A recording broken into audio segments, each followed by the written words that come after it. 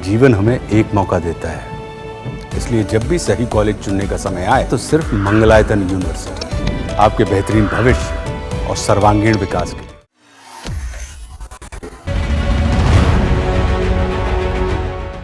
भारत और रूस की दोस्ती पर नजर लगाने और उससे खूब चिढ़ने वाले ट्रंप अब और ज्यादा परेशान होने वाले हैं। भारत से पंगा लेकर ट्रंप ने अपने ही पैर पर कुल्हाड़ी मारने का काम किया है। पहले चेतावनी और फिर टैरिफ की धमकियां देने वाले ट्रंप अब भारत के उस प्लान में फंसने वाले हैं जिसे कभी ट्रंप ने भी नहीं सोचा होगा।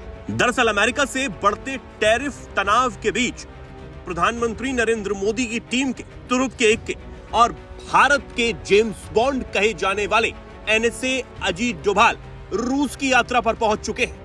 ये यात्रा भले ही पहले से ही तय थी, लेकिन उनकी ये यात्रा ऐसे समय में हो रही है जब डोनाल्ड ट्रंप भारत पर रूसी तेल और रक्षा उपकरणों की खरीद को लेकर खुलकर हमलावर हो रहे हैं।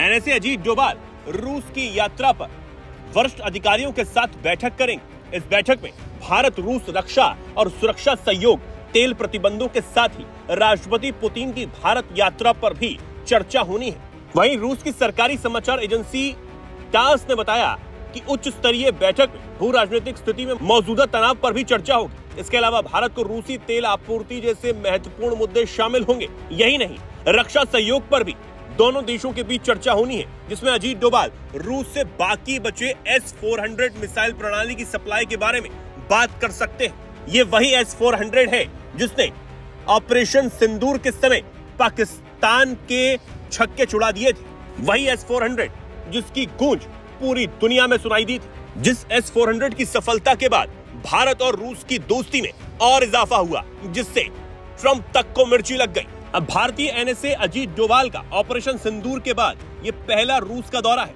अब ये उम्मीद जताई जा रही है कि वो ताजा टैरिफ तनाव और अमेरिकी धमकियों पर भी रूसी अधिकारियों से बात कर सकते हैं। लेकिन इस यात्रा से अमेरिका को तो दिक्कत होनी ही थी, तो अब तक भारत और रूस को टैरिफ की धमकी देने वाले ट्रंप ने अपने एक दूत को इसी दौरान रूस भेजने का काम किया है। अमेरिका के विशेष दूत स्टीव विटकॉट भी मॉस्को पहुंच चुके हैं। क्रेमलिन ने उनके दौरे के बारे में जानकारी भी दी थी। विटकॉफ की यात्रा की घोषणा करते हुए पुतिन के सहयोगी ने बताया था कि पुतिन विशेषज्ञ स्तर की वार्ता के बाद यूक्रेनी राष्ट्रपति ज़ेलेंस्की से मिलने के लिए तैयार हैं। लेकिन अब सवाल ये उठता है कि ऐसे नाजुक समय में जब ट्रंप रूस के राष्ट्रपति पुतिन पर यूक्रेन युद्ध को लेकर दबाव बना रहे हैं और भारत पर दबाव डाल रहे हैं कि वो रूस से दूरी बनाए रखे, उससे अपनी दोस्ती को खत्म करे, तब भारत के सुरक्षा सलाहकार अजीत डोभाल का मॉस्को जाना ये सहयोग है या फिर कोई सीधी चुनौती? अब इसको कुछ भी माना जा सकता है, लेकिन भारत ने अमेरिका को पहले ही आईना दिखा दिया था और तगड़ी प्रतिक्रिया दी थी। भारत ये पहले ही साफ कर चुका है कि वो अपने देश के नागरिकों के हित के लिए ही काम करेगा और जो जरूरी होगा वो ही कदम उठाया जाएगा। किसी के दबाव में भी कोई फैसला अब भारत नहीं लेने वाला है।